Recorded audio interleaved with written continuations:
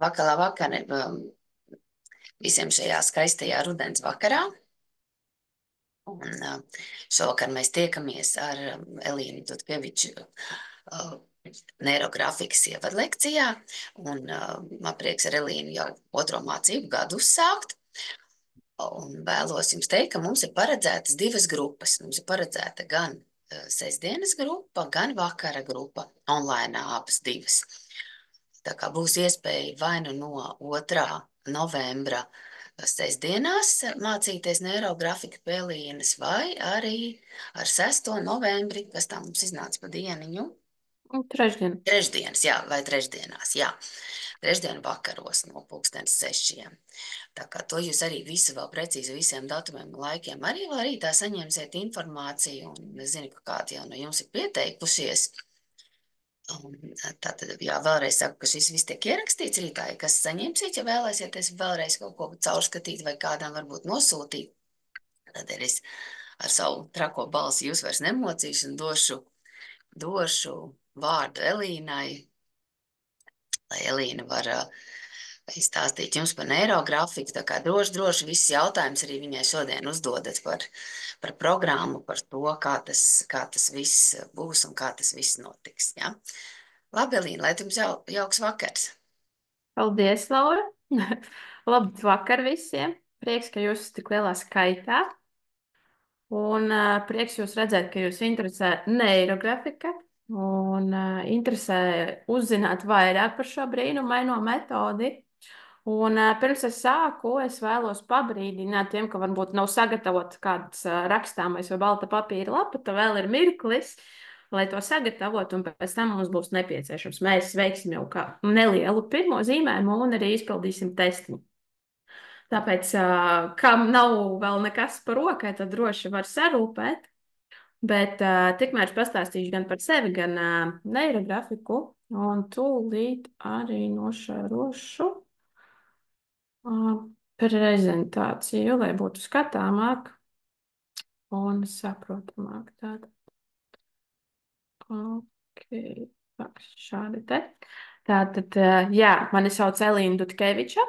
Esmu neirografikas instruktors un radošais coach. Un sociālajos tīklos, Instagramā mani var satikt kā Viva Elīna.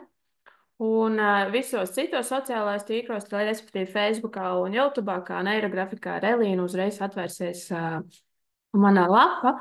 Un gan video, gan kaut kāda informācija, kas ir par un ap neirografiku, ko es daru, kādas tuvākās meistarklases un apmācības. Un pirms mēs sākam, es vēlos pastāstīt arī par savu ceļu uz neirografiku. Varbūt kāds vēl šaubās, vai tas ir domāts viņam vai nē, tad arī pastāstīšu par sevi. Jo līdz neirografikai es nonācu ļoti neparastā veidā pēc ieteikuma, kad es strādāju loģistikā diezgan ilgi, un vienā brīdī pienāca tāds lūzuma punkts, ka vajadzēja kaut ko nedaudz pamainīt. Un pēc pazīstama psihologa ieteikuma man ieteica pamēģināt neirografiku, un tajā brīdī diezgan maz bija tās informācijas. Un es sāku meklēt, kas gan tas īsti ir un ko tur dara, un kas tas par zvēru visādos veidos. Un tā, pilnīgi nemanots, nonācu līdz bāzes kursam. Pēc bāzes kursa jau bija jāķis lūpa, plus metodas autors bija pats ieradies Rīgā, tad aizgāja tik tālu, ka tagad esmu jau neirografikas instruktors un radošais coach. Un daudzi prasa, kāpēc radošais coach? Radošais coach ir tāpēc, ka es strādāju caur zīmēm, caur neirografiku, caur neirografikas algoritmiem un integrēju to arī savā coacha darbībā. Un jā. Tātad, kas ir neirografika? Ja mēs skatāmies pēc definīcijas, tad neirografika ir radoša pasaules transformācijas metode caur zīmēm, kurā mēs varam izzīmēt pilnīgi visu. Tas var būt stress, varbūt kaut kādi prieki, bēdas, kaut kādi bloki, pilnīgi kas traucē gan kā krustēties uz priekšu, gan arī varbūt kaut kādā veidā mums triggerē vai konkrētajā brīdī mums nepatīk. Un to visu mēs darām caur zīmējumu palīdzību, respektīvi caur zīmējumu, formām, līnijām. Mēs visu to iznesam uz papīra. Labāk, lai tas paliek uz papīra, nekā mūsos iekšā sēž, un tad jau mēs varam turpināt dzīvot tālāk. Un, jā. Un pati neirografika ir tu jau 10 gadus veca jauna metode, kas šogad svinēja 10. jubileju. Un tās autors ir Pāvils Piskarevs, krievu filozofs, tofosofs, arhitekts un visādi citādi zināšanas viņā ir, kad pilnīgi netīšām, atrodoties gaisā, pārlidojumā no Maskavas uz Izrēlu, viņam prātā ienāca vārds neirografika. Un tajā brīdī, protams, es jau gaisā to neko daudz nevaru izdarīt tajā situācijā. Un šis vārds viņu nekādā veidā nepameta. Tāpēc, kad nolaidās, protams, savāca savus koferus, nonāca līdz savam galamērķim, un tad jau sākās šī vārda meklēšanas nozīme un kas tas varētu būt. Un tajā brīdī, protams, tāpatās kā tagad, lielākā daļa cilvēku meklē informāciju noteikti Google vai arī internetā. Un tad, kad Pāvils to darīja internetā, pilnīgi nekāda skaidrojuma nebija šim vārdu savienojumam un kas tad tas īsti ir. Tāpēc, lai iepazītu ar neirografiku, ir arī tāpatās kā viņš sadalīja šo vārdu divās daļās. Tātad, kas no tāda viedokļa, ko šie vārdu salikums nozīmē, tas ir tas, ka neiro ir radies no vārda neirons, respektīvi ir nervu sistēmas pamatvienība vai nervu šūna. Un tātad tas vada nervu impulsus, un tātad tās ir arī šūnas, kuras apstrādā un nodod tālāk informāciju. Un otra vārda daļa ir grafika. Respektīvi, grafika ir zīmējums, jau informācijas attēlojums grafiskā veidā. Ja tā burtiski tēlo, tad neirografika ir grafiskie zīmējumi. Un skatoties bieži vien, gan jau, kā jūs jau esat redzējuši zīmējumus, tā arī liekas, kas tur par ķemuriem nedaudz atgādina tur, nezinu, dzirnekļu tīklus, neironu tīklus un visu pārējo. Un, jā, tātad pat cik neirografikā visnozīmīgākais cilvēks nozīmīgākais elements esi tu pats, un respektīvi tāpatās arī mūsu neironu šūnas, tāpēc tagad es piedāvāju jums nelielu testiņu par mūsu neironiem, un es tūlīt arī izslēgšu prezentāciju un pievērsīšos arī lapai. Tūlīt pagriezīšu.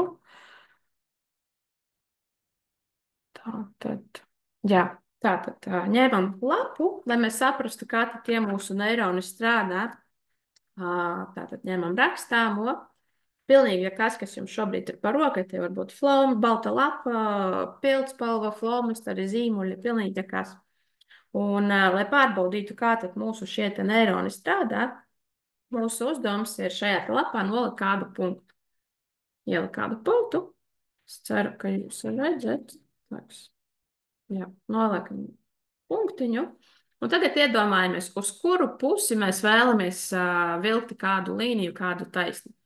Un jūsu uzdevums šajā brīdī ir šo te līniju, kur jūs tikko iedomājaties, vilkt pilnīgi pretējā virzienā. Respektīvi, no šīta punkta, piemēram, tagad gribu vilkt līniju uz leju. Mans uzdevums ir vilkt pilnīgi jebkur citā virzienā, tikai ne uz leju. Tas var būt uz leju, bet, piemēram, kaut kādu leņķīti. Un tālāk tādā veidā pamēģinam pazīmēt vēl kādas līnijas. Skatāmies, ka šajā brīdī notiek mūsu emocijās, mūsu ķermenī, kas tad šajā brīdī notiek visapkārt mums.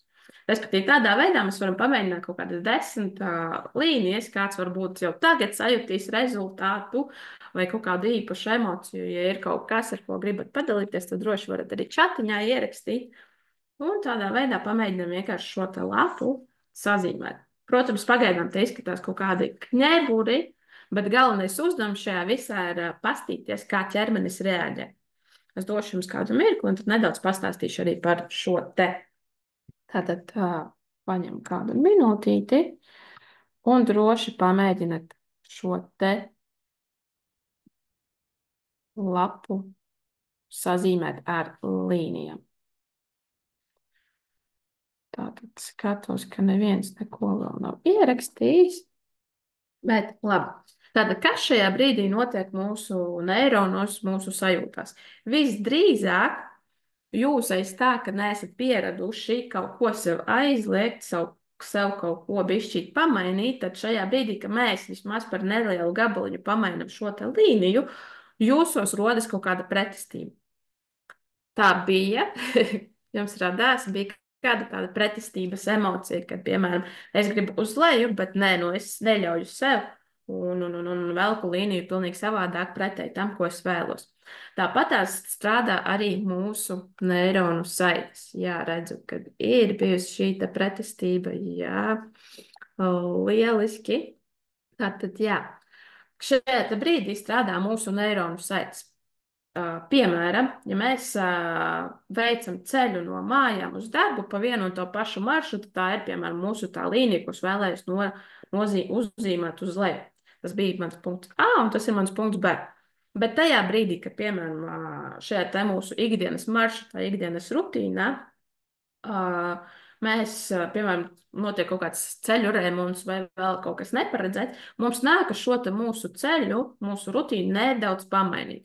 Un bieži vien ir tā, ka cilvēki, kad ir kaut kāda ikdienas darbība, rutīna, steiga, kad kaut ko nedaudz pamainām, pamainās arī tas dienas režīms, emocija un noskaņojums.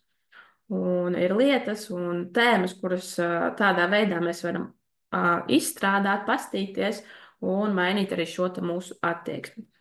Un, jā, neirografikas būtība principā ir ar līniju un ar zīmējumu palīdzību veidot jaunus neironu savienojumus. Kā tas notiek, to pastāstīšu pišķīt vēlāk, bet pirms tam es vēlos arī nedaudz vizuāli pastāstīt, kā tad pati neirografika strādā. Tātad mēs iedomājamies mūsu, šeit uzzīmēšu meitenīti.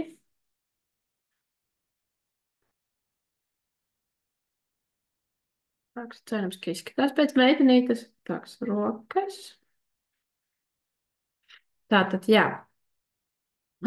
Ikdienā mums, protams, apkārt ir dažādi faktori, kas ietekmē mūsu dzīvi, mūsu kaut kādas iekšējās programmas, problēmas, uzskatus.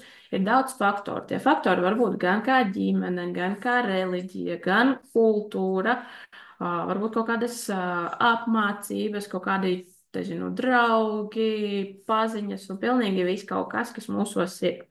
Tas viss mūsu dzīvi kaut kādā veidā ietekmē. Un visbiežāk, ja, piemēram, es piemērā stāstu par piemēru naudu. Un, piemēram, šie visi papildus, ne papildus, bet apstākļi, kas mūs ietekmē, rāda mūsos interesantu neironu ainu. Piemēram, šeit ir neirons A, neirons B un tā vēl kaut kur par vidu. Piemēram, ja skatāmies mēs piemēru par naudu, piemēram, Ome ir teikusi, ka lielu naudu nevar tur nopelnīt. Vēl kāds ir kaut ko teicis, un tajā brīdī, kad mēs šos uzskatus un programmas un blokus no citiem pārņemam, nosacīti mūsos veidojas šāda neironu saite. Protams, dažos brīžos tas viss ir ļoti forši, ļoti labi, jo tas veido mūs kā cilvēkus un visu pārējo.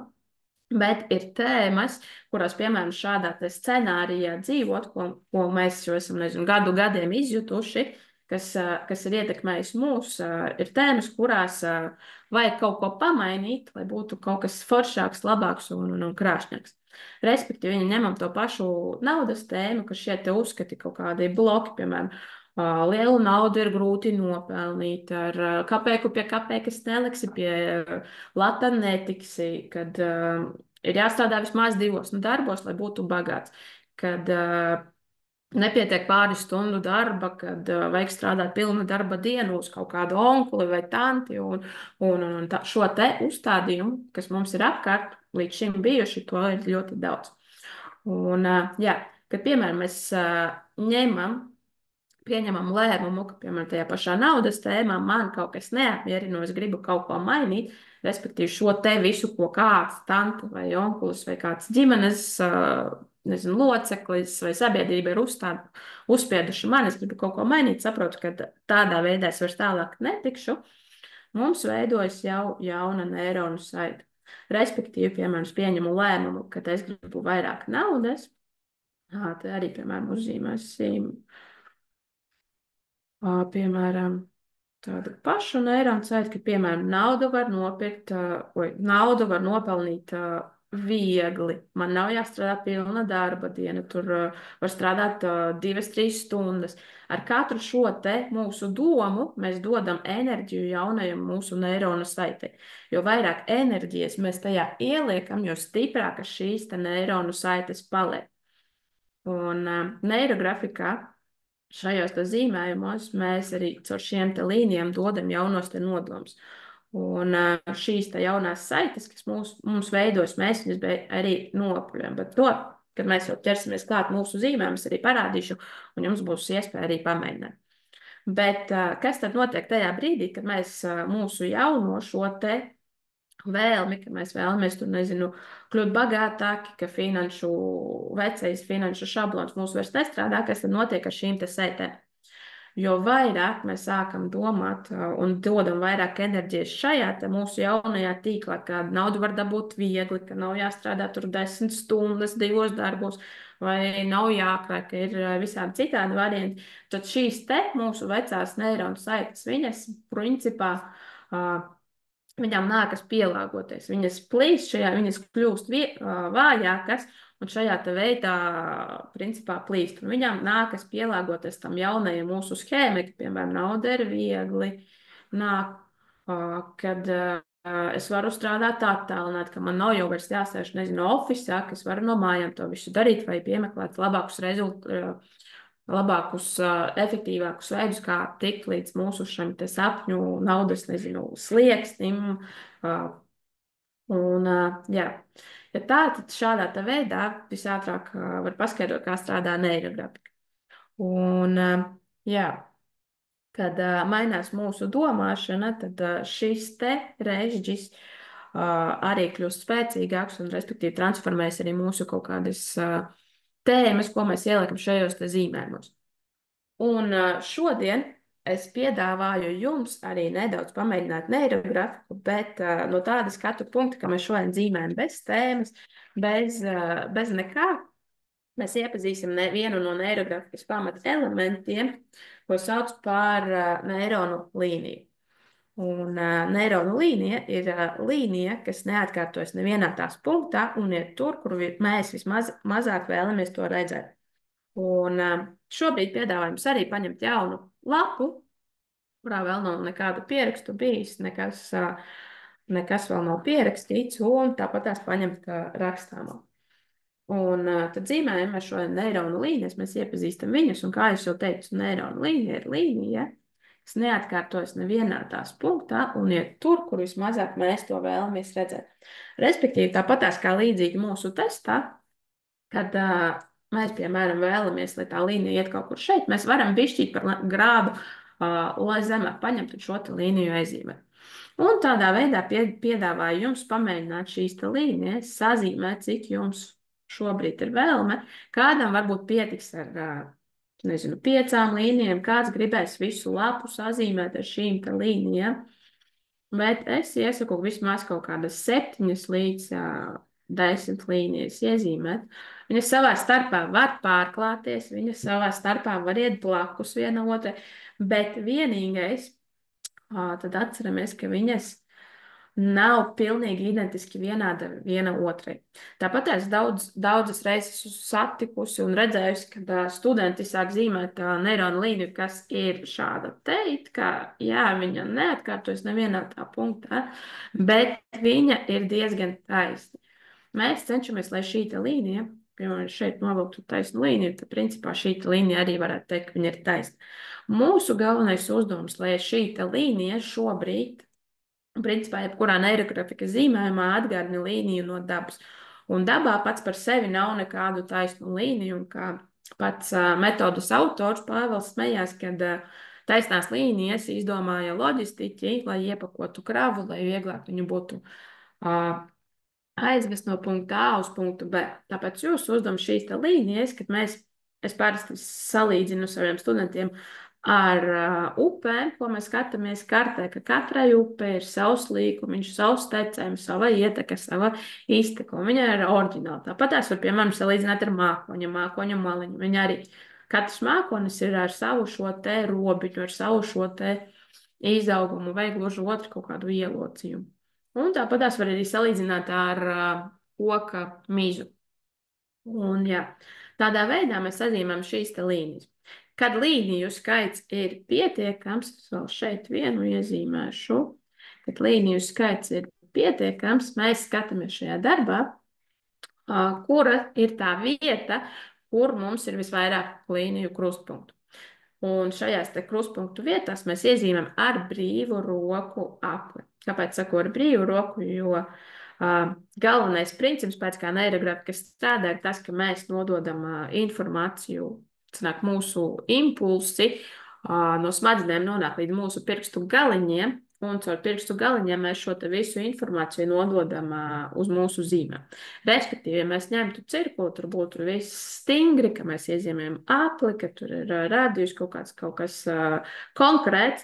Tas principā būtu tas pats, kas ar loģistiku, kad autors smējās, kad to iedomājās loģistiķi, lai būtu kaut ko vieglāk izdarīt un būtu skaidrāk. Šajā brīdī mums galvenais ir, lai mums šie te mūsu impulsi nonāk uz mūsu lapas. Tātad lielākajās vietās, kur visvairāk šo te līniju krustpunktu mēs ievelkam ar brīvu roku apli. Es parasti velku šādā veidā, bet varbūt kādam ar pirmo reizi sanāks. Un tādu apļu skatāties pēc sajūtām, jo neirografika ir par un ap savām sajūtām, kurā vietā jūs vēlaties un cik apļu jums pietiks. Man, piemēram, šeit ir, liekas, ka gribās apli iezīmēt. Tad es labprāt iezīmētu apli arī šeit kaut kur. Tāpat kā līnijas, arī apli savā starpā var krustoties, var iet kaut kur blakus, var jebkādā veidā viens ar sevi reaģēt un lapā brīvi atrasties. Tātad es vēl te iezīmēšu nelielu aplīti. Tātad atgādinu, ka šīs te zīmējums šodien ir bez tēmas, bet galvenais procesus un to, kas notiks šajā zīmējumā, jūs, es ceru, ka izjutīsiet un būs saprotams un skaidrs. Tātad, kā es jau teicu, atcerieties, kad strādāju šo te zīmējumu, es teicu, ka neirografikā mēs vēl apaļojam, kad notiek tāds interesanta lieta kā apaļošana, un to arī pastāstīšu, parādīšu, kā tas notiek. Tātad, jūs redzat, ka šīs zīmējums šobrīd sastāv no daudzām līnijām, un šīs līnijas savā starpā krustojas. Un šobrīd, piemēram, rādīšu šajā vietā, mums ir radušies 4 asi stūrīši. Tas nozīmē, ka, piemēram, 2 kaut kādas dažādas domas, ko mēs esam ielikuši mums šajā zīmējumā. Un mūsu uzdevums šo te asos stūrīšus nopaļot. Respektīvi, šos te 4 dažādus neironu tīklus, neironu saites savienot vienā, lai viņas kopīgi integrējās un ieplūst vienotā tīklā. Tātad, ko es daru? Es šos te asos stūrīšus nopaļoju. Kā tas notiek? Es sākumā iezīmēt tādu kā pusaplīti vērstu uz āru. To jums arī parādīšu. Tātad šī te uzzīmē tādus pusaplīšus 4 katrā stūrītī vērstus uz āru un viņus aizskatās, vai tā liekam būs ātrāk.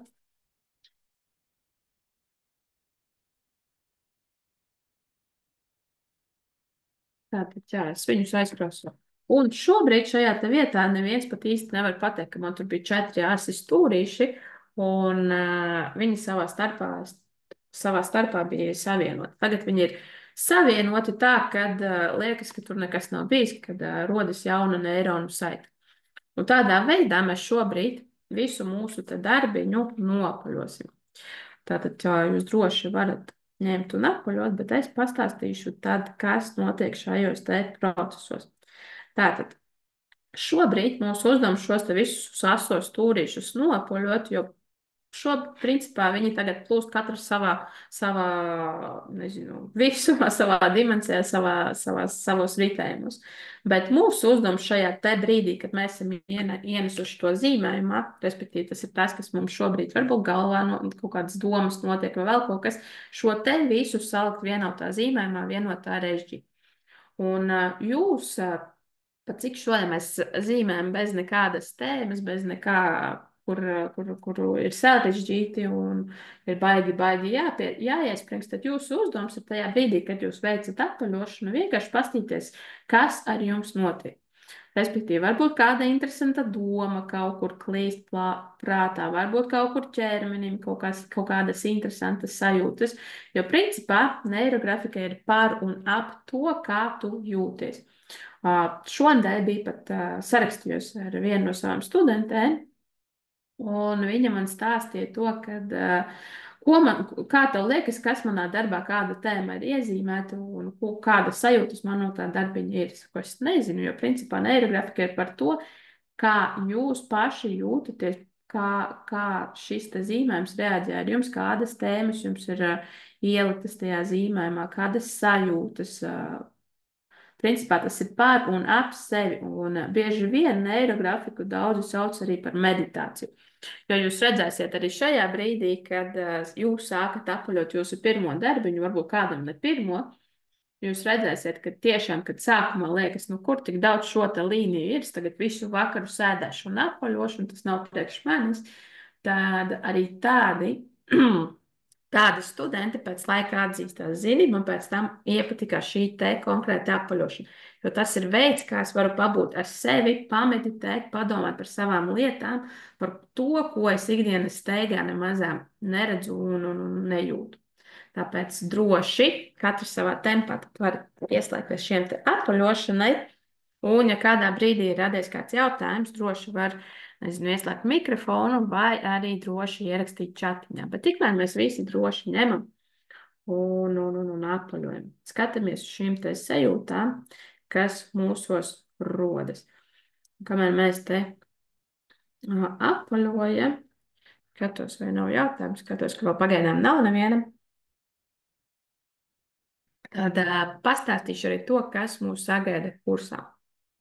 Tātad bāzes kursā mēs iemācīsimies neirografikas pamatus, respektīvi, kā tad pēc kāda principa, pēc kāda algoritma visa neirografika strādā. Un pateicoties šim algoritmam var izīmēt pilnīgi kādu tēmu, vai tas ir stress, vai nezinu, bezcīs, bezspēks, pilnīgi jebkas, tāpat tās arī varbūt kaut kas, kas pozitīvs, uztrauc un vai uzlikt uz papīra arī to var droši darīt. Un pēc tam jūs patstāvīgi spēsiet dažādas tēmas, dažādās jums svarīgās jomās arī izzīmēt. Ar tiem, kuriem mēs tiksimies darba dienu grupā, mums būs 3 tikšanās. Ar tiem, kuriem mēs tiksimies sestdienas grupā, mums būs tātad darba dienās mums būs 4 tikšanās un brīvdienās mums būs 3 tikšanās.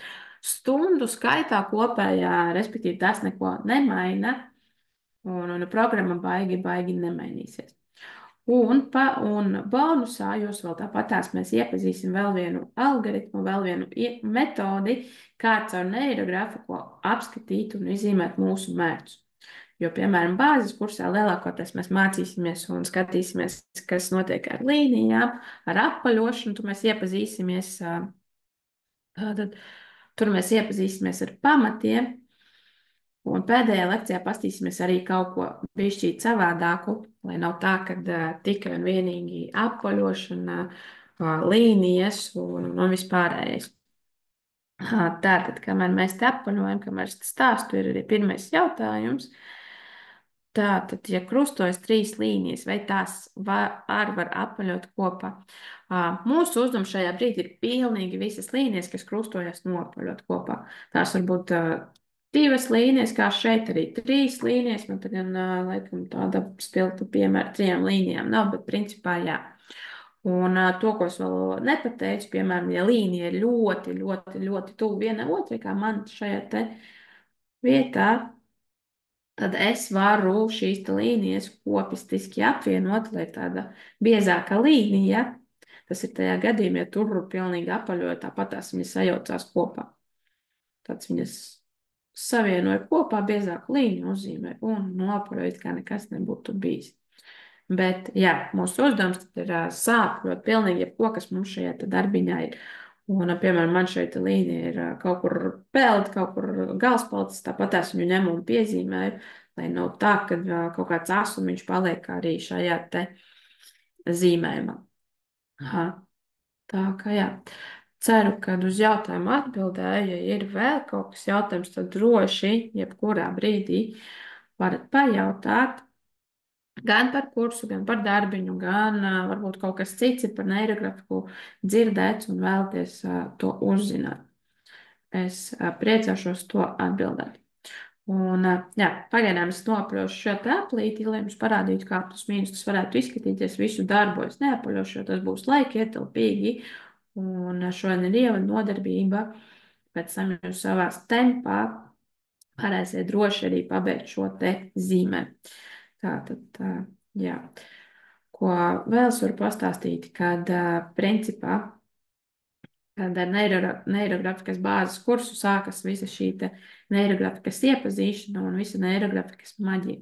Jo, piemēram, apmeklējot dažādas meistarklases, nevienmēr sanāk limitētā laika dēļ apgūt un iepazīt, kā tas strādā. Tad bāzes kursā mēs paskatāmies dziļāk pēc kādiem principiem neirografika strādā, kā strādā un izpētam to visu uz sevis.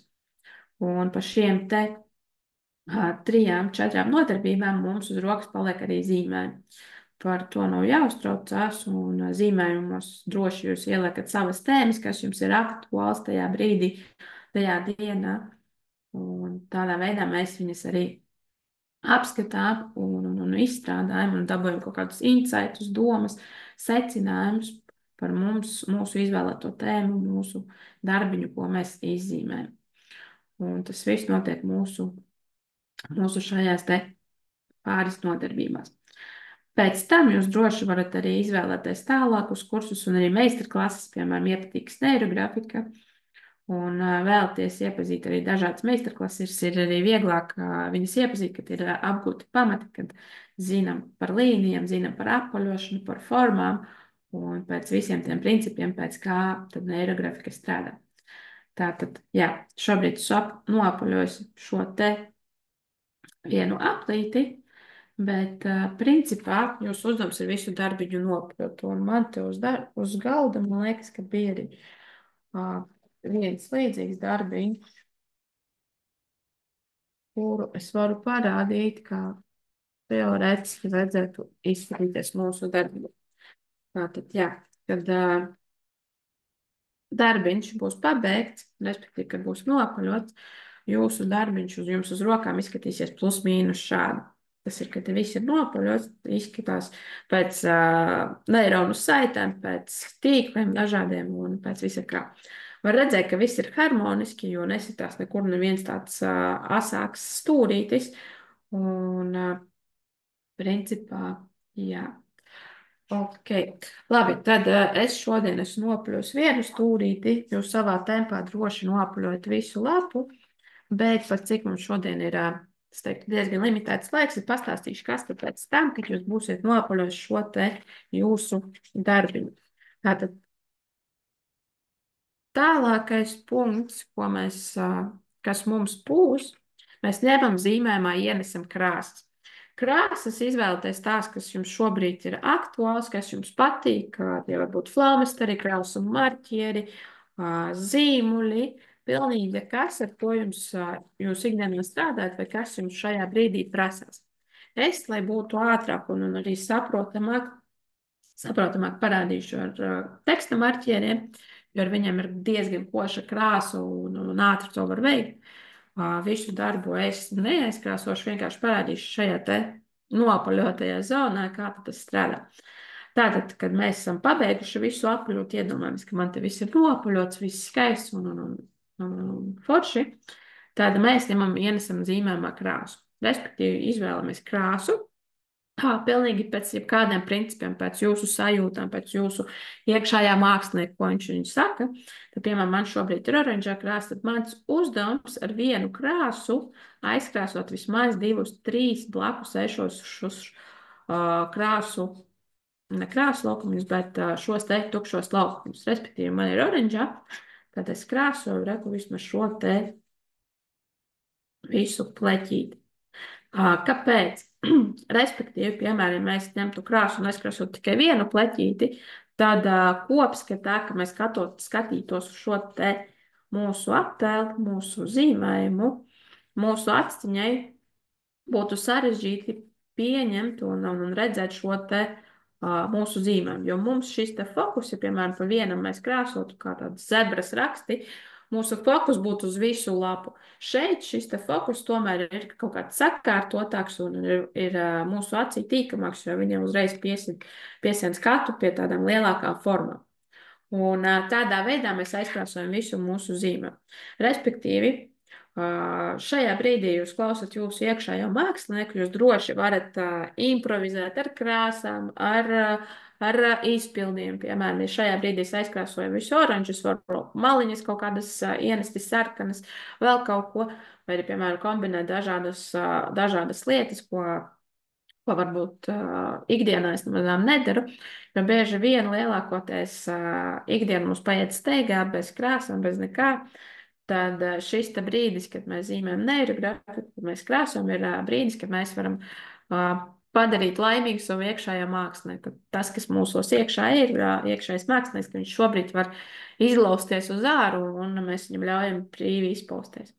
Un, jā, tādā veidā mēs aizkrāsojam visu mūsu šīs dienas darbiņu, un tādā veidā mēs arī ienesam krāsas mūsu tēmā, mūsu zīmēm, bet cik šodien mēs dzīvējam tieši, lai iepazītos ar neirolīnijām, ar neirografiku, tad skatieties, kādas jums ir sajūtas no šī darbiņa. Varbūt tiešām kādam ienāks prātā kāda ģeniāla doma. Varbūt kāds šajā brīdī, kad notiek apaļošana vai krāsošana, aizdomājas par ikdienas šajā dienā piedzīvotiem kaut kādām lietām, kas ir notikušās.